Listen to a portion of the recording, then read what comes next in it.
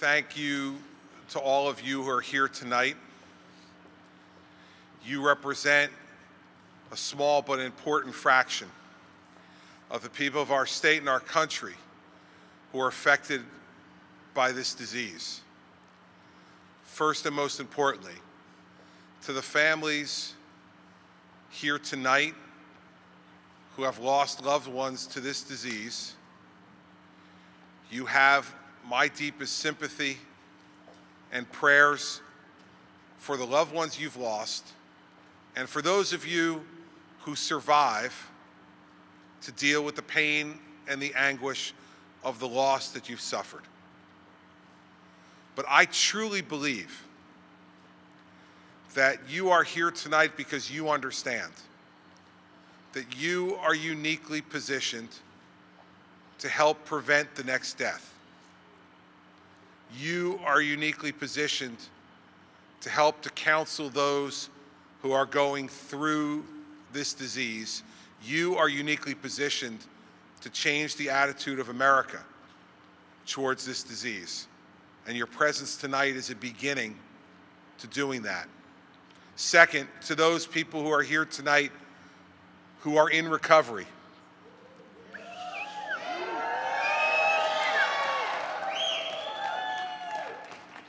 I hope that you'll continue not only in working each and every day to make sure that your recovery is a lifelong one,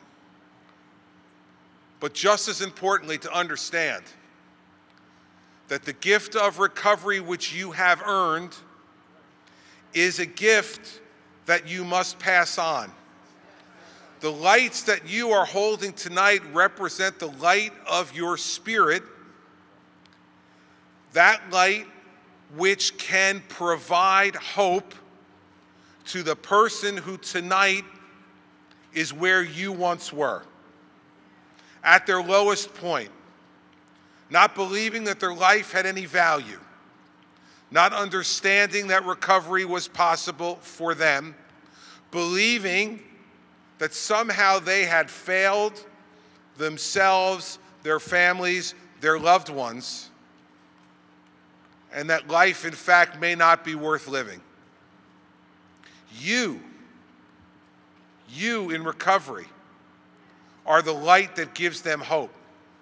You in recovery are the example of how wonderful life can be. You, I believe, have a moral obligation not just to yourself and your families, but to those people who are suffering the way you once suffered, to show them that there is an alternative, that their lives can be turned around, but that first they must put aside shame and put forward their request for help. We ask everyone tonight who listens to this, who knows someone who is in the throes of their disease, or who is in the throes of their disease themselves, to choose help over helplessness, to choose hope over hopelessness, to reach their hand out to someone else, to admit that you are suffering from this disease, and to ask for help. And my promise in return is, when you ask for help, we will do everything we can to make sure help is there for you. For those who are out there who work every day on this problem, we thank you for your commitment to this very simple principle. No life is disposable. No human being is beyond redemption. For anyone in our society who decides to make a moral judgment about those who are suffering from a chronic disease, then be the first to raise your hand and say, you've never made a mistake. You've never made a bad judgment. Every time I go into a room and ask people that, no one raises their hand. And what I say to them is, there but for the grace of God go I. We understand that the only way this problem is going to be solved is if we unite together to march in capitals all across this country to demand that our loved ones who are suffering from this disease be treated like anyone else who has a disease in this country and gets the help that they need and gets it now.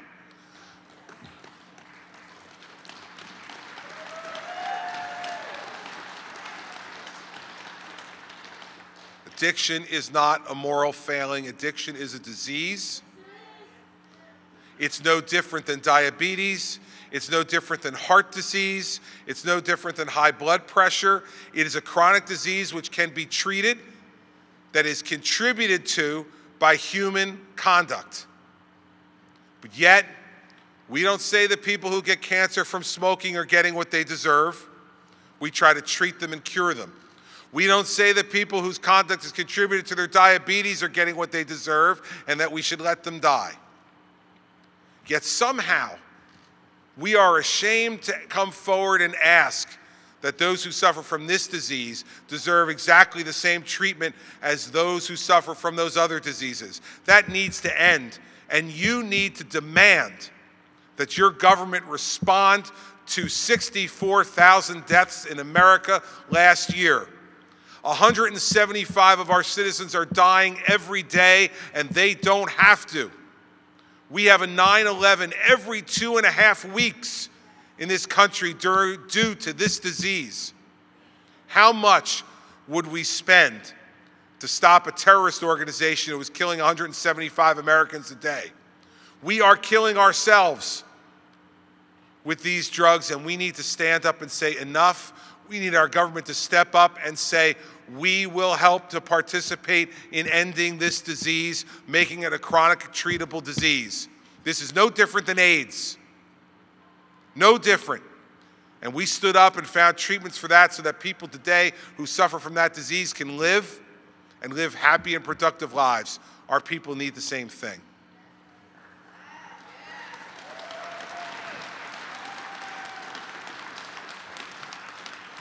But after 8 years in this job, let me give you some advice.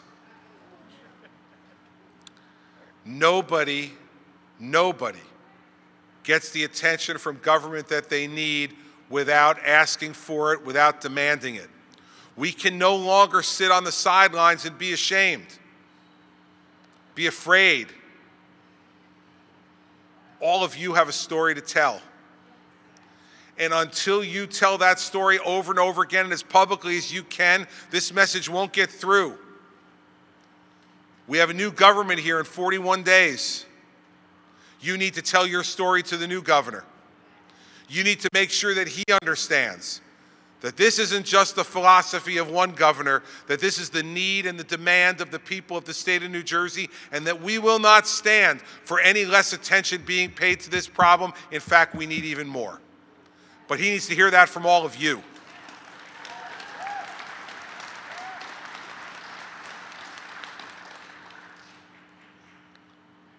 In the end, I believe that every life is an individual gift from God. I have 4 children. And when each one of them was born, I remember thinking to myself,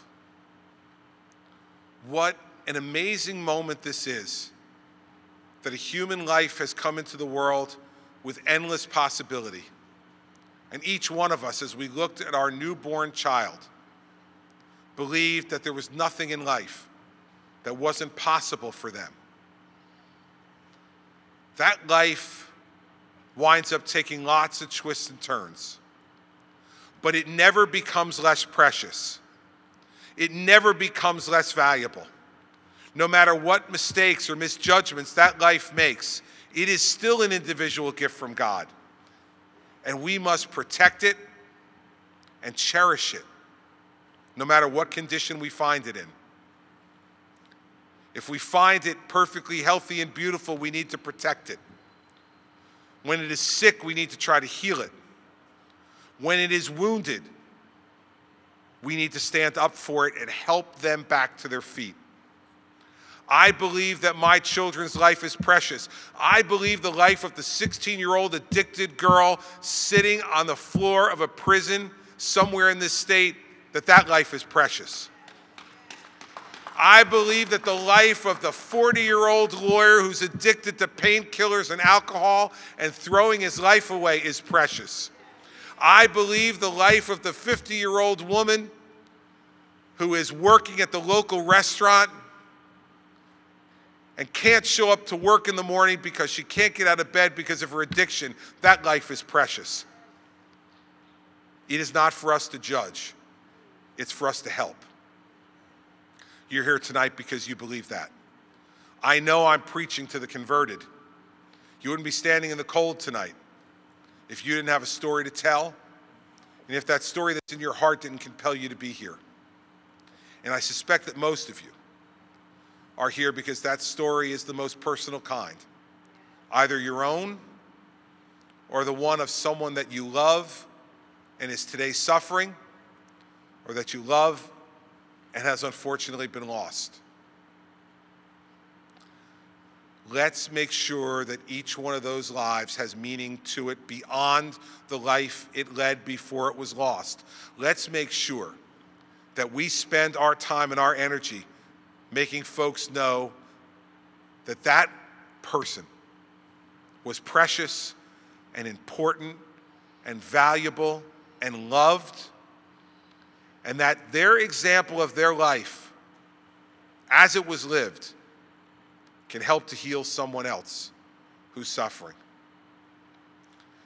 This will not be fixed tomorrow or next week or even next year, but we cannot stand by idly any longer and let 175 people die a day. I will not be able to sleep at night without working on this and continue to work on it well beyond when I leave work in here. I will not give in or give up, and you cannot either. Your loved ones mean more than that to all of us. And so to the people here tonight, I can't thank you enough for coming here. For all the people who spoke to you before, I can't thank them enough for being willing to stand behind this microphone and tell you their story and how much they care. Love, compassion, understanding, respect for every human life can solve this problem, but only if we raise our voices. I want you to answer one question for me before I go. Are you willing to stand up and speak out to help to solve this problem? If you're willing to do it, so am I. Merry Christmas, Happy Hanukkah. Make sure that we spend this holiday season celebrating the preciousness of life and doing everything we can to make sure that the lives we've lost will not have been lost in vain. If you promise to do that, I promise to do it also. God bless each and every one of you. We love you. Thank you.